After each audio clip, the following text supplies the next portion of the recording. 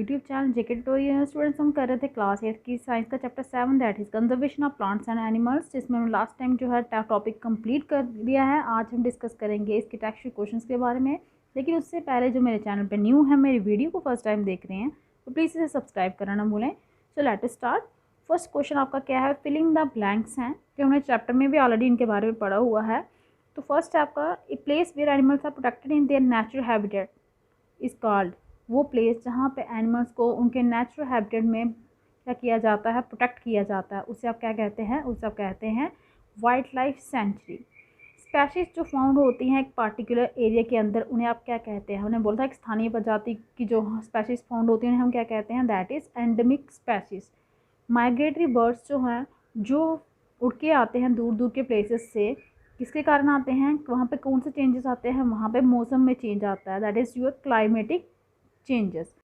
Next आपका question number 2 है, differentiate बतानी है आपको वाइल्ड लाइफ सेंचुरी और बायोस्फीयर रिजर्व में, जू और वाइल्ड लाइफ सेंचुरी में, एंडेंजर्ड एंड एक्सटिंक्ट स्पेसीज में, फ्लोरा एंड फौना में। तो सबसे पहले आपका वाइल्ड लाइफ सेंचुरी और बायोस्फीयर रिजर्व, पहले इनकी डेफिनेशन दे दीजिए आप। वो एरिया जो प्रोटेक्ट किया जाता है एनिमल्स के लिए, जहाँ पे एनिमल्स जो हैं अपने नेचुरल हैबिटेट में रहते हैं, उन्हें हम वाइल्ड लाइफ सेंचुरी कहते हैं। इन सेंचुरीज में hunting, poaching, grazing, falling of trees, ये सब क्या है, रोक है, इन पर बंदिश लगाई गई होती है, ये वहाँ पे नहीं हो सकती। तो वो एरिया जो कंजर्व किया जाता है प्रोटेक्ट करने के लिए, बायोडाइवर्सिटी और कल्चर किसी एरिया का, याद रखिए, बायोडाइवर्सिटी और कल्चर को प्रोटेक्ट करने के लिए जो एरिया प्रिजर्व किया जाता है उसे हम बायोस्फीयर रिजर्व कहते हैं। बायोस्फीयर रिजर्व जो है वो किसका बना होता है, बहुत सारे प्रोटेक्टेड एरिया का। ये सेंचुरीज आपकी हो गई, नेशनल पार्क्स हो गए, लेक्स, माउंटेन, ये सब इसी के अंदर आते हैं। नेक्स्ट आपको वाइल्ड लाइफ सेंचुरी में कितने हैं, there are about 440 wild life sanctuary हैं इंडिया में, और यहाँ पे 15 बायोस्फीयर रिजर्व्स है हमारे इंडिया में। नेक्स्ट आपका डिफरेंस बतानी है आपको जू में और वाइल्ड लाइफ सेंचुरी में। जू वो प्लेस होता है जहाँ पे एनिमल्स को आर्टिफिशियल हैबिटेट में रहना पड़ता है, वो आर्टिफिशियली तैयार किए गए होते हैं। लेकिन वाइल्ड लाइफ सेंचुरी में क्या होते हैं, एनिमल्स जो है आपके नेचुरल हैबिटेट में रहते हैं। जू में जो एनिमल्स हैं उनको प्रोटेक्ट किया जाता है और पब्लिक व्यू के लिए लोग वहाँ पे देखने आते हैं, वो जो स्मॉल एरिया में फैले होते हैं। लेकिन जो वाइल्ड लाइफ सेंचुरी है, एनिमल्स को प्रोटेक्ट और कंजर्व किया जाता है बहुत लार्ज एरिया में। ये एरिया जो है यहाँ पे रोक होती है, बंदिश होती है, किसके लिए, हंटिंग के लिए, ग्रेजिंग के लिए, फैलिंग ट्रीज के लिए। नेक्स्ट आपका है एंडेंजर्ड एंड एक्सटिंक्ट स्पेशीज कौन सी होती हैं। एंडेंजर्ड स्पेशीज वो होती हैं जो खतरे की कगार पे, ख़त्म होने की कगार पे खड़ी होती हैं, और जिनको ज़रूरत है, उनको रिक्वायर करने की, प्रोटेक्ट है करने की, कंजर्व करने की, उन्हें हम क्या कहते हैं, एंडेंजर्ड स्पेशीज। और वो स्पेशीज जो एग्जिस्ट नहीं करती अर्थ पे, उन्हें हम कहते हैं एक्सटिंक्ट स्पेशीज, जैसे कि आपके डायनासोर्स। एग्जाम्पल यहाँ पे बताया है, टाइगर, वाइल्ड बुफेलो, ये सब क्या है आपकी एंडेंजर्ड स्पेशीज हैं, और आपके डायनासोर्स क्या हैं, एक्सटिंक्ट स्पेशीज हैं। नेक्स्ट आपका है flora and fauna. Flora and fauna क्या होते हैं आपके, वो सारे प्लांट जो ओकर कहते हैं एक पार्टिकुलर एरिया के अंदर, उसे फ्लोरा कहते हैं, और वो सारे एनिमल जो पाए जाते हैं एक पार्टिकुलर एरिया के अंदर, उसे हम फौना कहते हैं। जैसे कि एग्जांपल बताया, साल, टीक, मैंगो, जामुन, सिल्वर फॉर्न, सर्जना एक्सेट्रा, ये को क्या है, फ्लोरा है। ये कहाँ के हैं आपको ये भी पता है, पंचमढ़ी बायोस्फीयर रिजर्व के। Chinkara, blue bull, barking deer, chital, leopard and wild dog, wolf, ये सारे क्या है, फौना है। ये भी आपके पंचमढ़ी बायोस्फीयर रिजर्व के फौना है। नेक्स्ट आपका क्वेश्चन नंबर 3 है, इफेक्ट बताने हैं आपको डिफॉरेस्टेशन ऑन द फॉलोइंग। क्या इफेक्ट होंगे डिफॉरेस्टेशन के वाइल्ड एनिमल्स पे, इन्वायरमेंट में, विलेज पे, सिटीज़ पे, अर्थ पे और नेक्स्ट जनरेशन पे। तो सबसे पहले वाइल्ड एनिमल्स पे क्या इफेक्ट होगा, नेचुरल हैबिटेट जो है एनिमल्स का वो डिस्ट्रॉय हो जाएगा डिफॉरेस्टेशन से। बिना नेचुरल हैबिटेट के जो एनिमल्स हैं उनको कोई प्लेस नहीं मिलेगा रहने के लिए और अपनी पैदावार को बढ़ाने के लिए। रिजल्ट इसका क्या होगा, बहुत सारे एनिमल जो हैं वो कहाँ कौन से लेवल पे पहुँच जाएंगे, ख़त्म होने के कगार पे। ठीक है, तो इन्वायरमेंट पे क्या इफेक्ट होगा, डिफॉरेस्टेशन का रिजल्ट क्या होता है, ग्लोबल वार्मिंग। ये हमने ऑलरेडी पढ़ा हुआ है कि इसके कारण क्या होगा, कौन से इफेक्ट होते हैं, ग्लोबल वार्मिंग होगा। ग्लोबल वार्मिंग किसके कारण होता है, जब आपके कार्बन डाइऑक्साइड की जो कंसनट्रेशन है वो इंक्रीज़ हो जाती है, तो कार्बन डाइऑक्साइड जो है वो एब्जॉर्ब नहीं होगा प्लांट से और वो फैल जाएगा एटमॉस्फेयर में, जिसके कारण ग्लोबल वार्मिंग होती है। इसका इफेक्ट पड़ेगा हमारे इकोसिस्टम पे। नेक्स्ट है कि गाँव वगैरह में इसका क्या इफेक्ट होगा डिफॉरेस्टेशन का।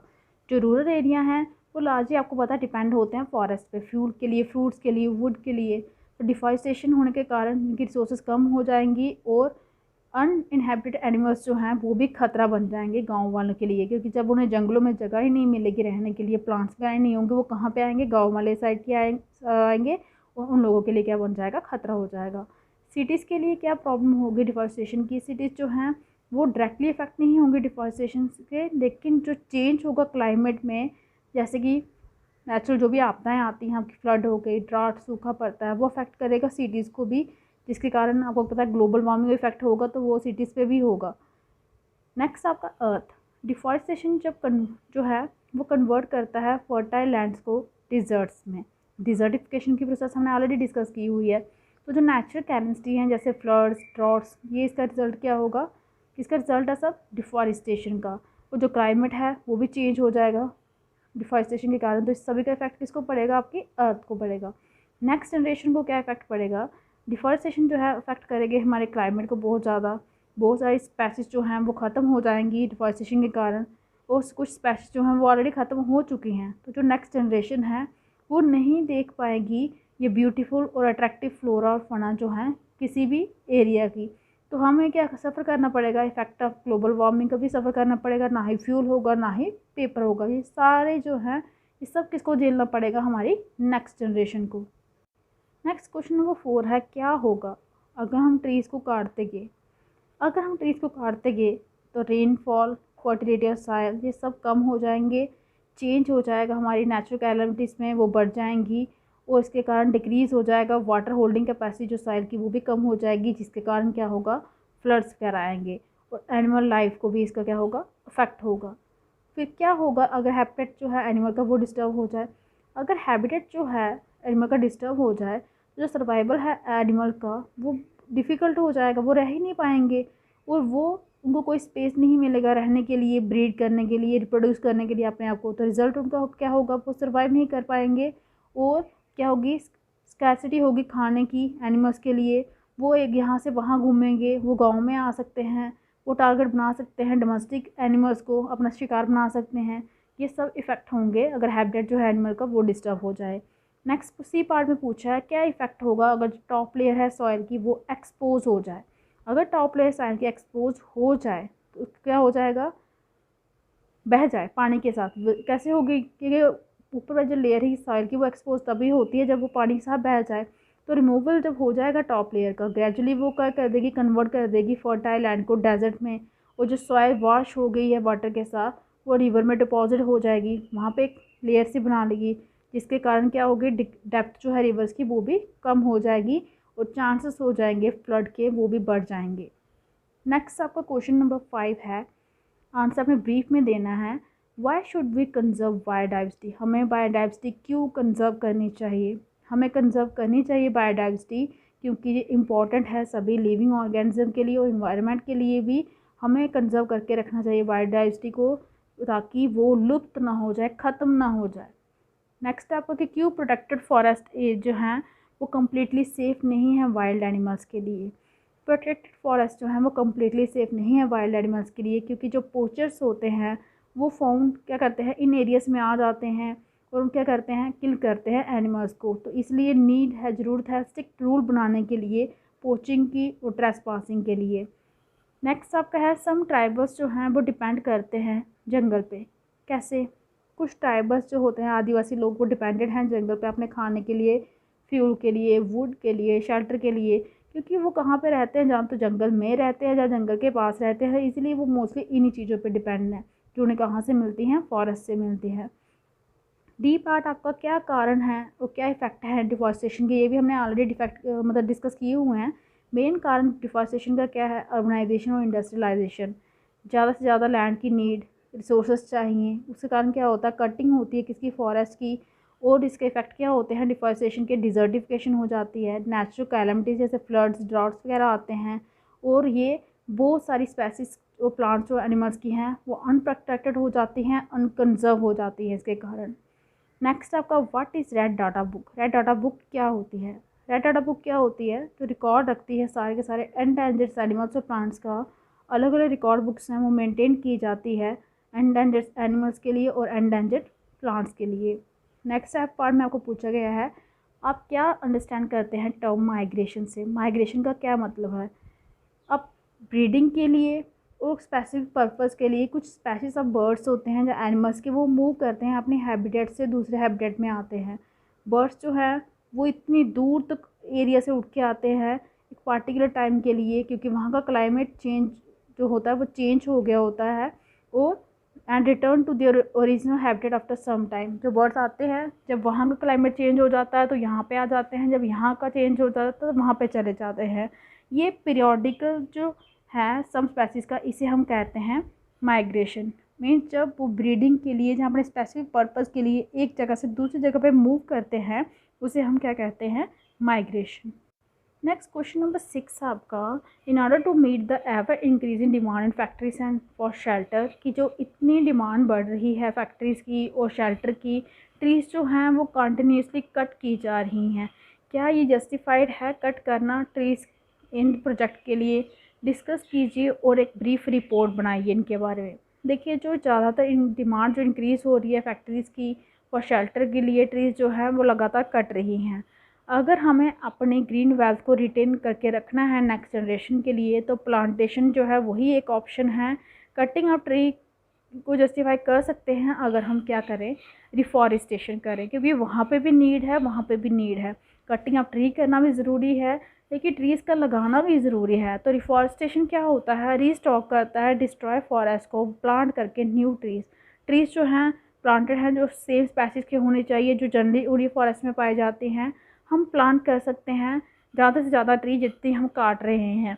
रिफॉरेस्टेशन तभी हो नेचुरली भी हो सकती है अगर हम लैंड को अनडिस्टर्ब छोड़ दें, तो वहाँ पे खुद ही नेचुरली क्या हो जाएगी, रिफॉरेस्टेशन हो जाएगी, खुद ब खुद प्लांट जो है उग जाएंगे। फॉरेस्ट जो है वो इस्टेब्लिश कर सकते हैं अपने आप को, लेकिन एक पीरियड ऑफ टाइम के बाद। हमें क्या है, damage of forest to such an extent that is difficult to retain the green wealth for future generation. हम जो है डैमेज करते हैं अपने फॉरेस्ट को उस हद तक कि डिफ़िकल्ट हो जाता है उस ग्रीन वेल्थ को अपनी फ्यूचर जनरेशन के लिए सेव रखना। तो इसलिए इम्पॉर्टेंट है प्लांट करें ज़्यादा से ज़्यादा ट्रीज़, और तरीके निकालने, रीसाइकिल करने के, रीस्टोर करने के हमारी नेचुरल वेल्थ को। नेक्स्ट आपका क्वेश्चन नंबर 7 है, कैसे आप कंट्रीब्यूट कर सकते हैं मेंटेनेंस ऑफ ग्रीन वेल्थ अपनी लोकेलिटी में। एक लिस्ट बनाइए एक्शन के जो आपने किए हैं। ग्रीन वेल्थ जो है लोकेलिटी की वो रिस्पॉन्सिबिलिटी है हर एक रेजिडेंट जो भी वहाँ पे रहता है, ये हर एक रेजिडेंट की रिस्पॉन्सिबिलिटी है ग्रीन वेल्थ की। तो हम ग्रो कर सकते हैं मोर और मोर ट्रीज़ कहाँ पे, हमारी लोकेलिटी में। वो एरिया जहाँ पे हम साथ में काम करते हैं हम कंजर्व कर सकते हैं ग्रीन बेल्ट लोकेलिटी की।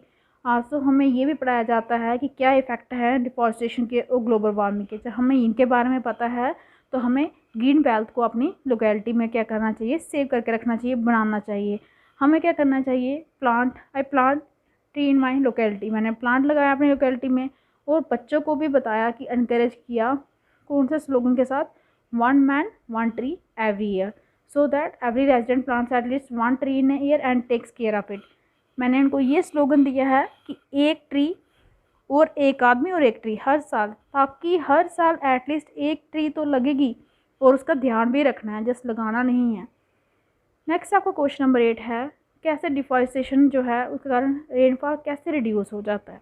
ठीक है, तो जब प्लांट्स होते हैं आपके, उनको क्या चाहिए, कार्बन डाइऑक्साइड चाहिए फोटोसिंथेसिस के लिए। कुछ प्लांट्स हैं उनको क्या होता है, less carbon dioxide will be used resulting in increase amount in the atmosphere. जब ट्रीज़ कम होंगी तो कार्बन डाइऑक्साइड जो है वो कम यूज़ होगा। ठीक है, तो ट्रीज़ कम यूज़ करेंगी तो वो कार्बन डाइऑक्साइड आपका कहाँ पे जाएगा, वो आपका एटमॉस्फेयर में चला जाएगा। इसके कारण क्या होगी, ग्लोबल वार्मिंग होगी, और जो कार्बन डाइऑक्साइड है वो ट्रैप कर लेगा हीट रेज जो रिफ्लेक्ट हो रही हैं किससे, अर्थ से, और जो टेम्परेचर है अर्थ का वो इंक्रीज़ हो जाएगा, जो डिस्टर्ब करेगा वाटर साइकिल को। और जब वाटर साइकिल डिस्टर्ब हो जाएगा तो आपका रेनफॉल जो है वो भी रिड्यूस हो जाएगा। नेक्स्ट आपको क्वेश्चन नंबर 9 है, आपको इन्फॉर्मेशन बतानी है नेशनल पार्क जो है आपके स्टेट में, और आइडेंटिफाई करना है, शो करनी है उनकी लोकेशन कहाँ पे। आपके जो मैप होगा, आउटलाइन मैप का होगा, ये आप अपने स्टेट के अकॉर्डिंग वहाँ पे शो कर सकते हैं। ये आपका क्वेश्चन जो है खुद डिस्कस कर सकते हैं, आप कौन से एरिया में रहते हैं, कौन से स्टेट में रहते हैं, आपको उसके अकॉर्डिंग यहाँ पे शो करना है। नेक्स्ट आपको क्वेश्चन नंबर 10 है, क्यों हमें पेपर सेव करने चाहिए, और लिस्ट बताइए किस तरीके से हम सेव कर सकते हैं किसको, पेपर को। पेपर जो है वो यूज़ होता है हमारी डे टू डे लाइफ में। बहुत सारी ट्रीज़ जो हैं कट की जाती है हमारी डिमांड को पूरी करने के लिए पेपर की। अगर ट्रीज़ जो हैं वो ऐसे ही करती रहीं पेपर के लिए तो एक दिन ऐसा आएगा कि कोई भी ट्री नहीं बचेगी। तो इसीलिए हमें पेपर को सेव करना चाहिए, उसे अच्छे से यूज़ करना चाहिए। वो कौन से तरीके जिससे हम पेपर को सेव कर सकते हैं, हम रिसाइकिल कर सकते हैं वेस्ट ऑफ पेपर को। हम जो है ऐसे ही मतलब जो पेपर थोड़ा थोड़ा छोड़ते हैं उसको यहाँ वहाँ नहीं छोड़ना चाहिए। पेपर जो है वो प्रॉपर चैनल होना चाहिए उसका रिसाइकलिंग के लिए, उसके थ्रू सेंड किया जाना चाहिए। हमें टेयर आउट नहीं फाड़ना नहीं चाहिए। हमारी ओल्ड बुक्स वगैरह होती हैं हम फाड़ के फेंक देते हैं उनको, हम उन्हें डोनेट कर सकते हैं पुअर चिल्ड्रन को, ताकि वो उनको दोबारा यूज़ कर सकें उन बुक्स को। हमें इनकरेज करना होगा कि बाइंग रिसाइकल पेपर प्रोडक्ट्स, उन पेपर प्रोडक्ट्स को खरीदिए जो क्या है रिसाइकल किए गए हैं। हमें अवॉइड करना होगा paper bags from the shops, क्योंकि कहा जाता है ना, आप बोलोगे पेपर बैग्स क्यों नहीं यूज़ करेंगे। देखिए पेपर को हम दोबारा यूज़ कर सकते हैं, पेपर की जगह आप कैरी कर सकते हैं जूट के bags.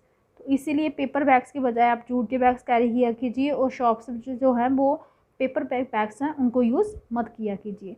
This is the last question है आपका, कंप्लीट करनी है आपको पजल देखिए डाउन में आपको दिए गया है, स्पेशीज आने वर्ज ऑफ एक्सटिंक्शन, जो खतरे की कगार पे, ख़त्म होने की कगार पे खड़ी हैं।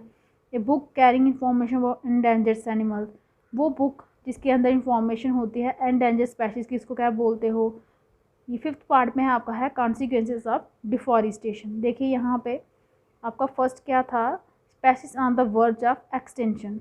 यहाँ पे फर्स्ट पे देखना आपने, वो भी डाउन में। तो यहाँ पे देखिए कौन सी जो ख़त्म होने की कगार पे जो होती है उनसे क्या बोलते हैं, एंडेंजर्ड, ENDANGERED। ठीक है। सेकंड था आपका डाउन में दिखाना आपको, वो जिसमें बुक इसमें रिकॉर्ड होता है आपका एंडेंजर्ड एनिमल्स का, तो उसे हम रेड डाटा बुक बोलते हैं। देखिए RED, red, DATA data, BOOK book. 5th आपका पार्ट था। नेक्स्ट आपका 5th पार्ट में है जो कॉन्सिक्वेंस इफेक्ट है आपका किसका, डिफॉरेस्टेशन का। तो ये आपका आएगा डेजर्ट्स, DESERTS, डिजर्टिफिकेशन की प्रोसेस देखी थी ना, ये उसी में आएगा आपका। तो यहाँ पे अक्रॉस में है आपका स्पेसीज विच हैव वैनिश, जो ख़त्म हो चुकी हैं फर्स्ट में, वो आपकी आएगी extinct, EXTINCT, extinct. Third part में बोली है species found only in a particular habitat, जो एक पार्टिकुलर हैबिटेट में जो स्पेसीज पाई जाती है उन्हें आपका कहते हैं, वो भी हमने डिस्कस किया हुआ हमारी वीडियो में। एंडेमिक, यहाँ पे देखिए एंडेमिक कहाँ पे आएगा, ENDEMIC, एंडेमिक स्पेसीज। सॉरी ये आपका थर्ड में आएगा ENDEMIC, एंडेमिक स्पेसीज। फोर्थ है आपका variety of plants and animals और माइक्रो ऑर्गेनिज्म जो एक एरिया में फाउंड होती है। अक्रॉस में देखना आपने फोर्थ में, उसे आप बायोडाइवर्सिटी कहते हैं। ये देखिए BIO बायो, DIVERSITY डाइवर्सिटी। इसके साथ ही आपके टेक्स्ट क्वेश्चन भी कंप्लीट होते हैं। आई होप कि आपको अच्छे से समझ आ गए होंगे। अगर आपको मेरी वीडियो अच्छी लगी हो तो प्लीज़ इसे लाइक कीजिए, शेयर कीजिए और चैनल को सब्सक्राइब कीजिए, ताकि आपको जो मेरी लेटेस्ट वीडियो है वो टाइम टू टाइम मिलती रहे। आज के लिए इतना ही, थैंक यू।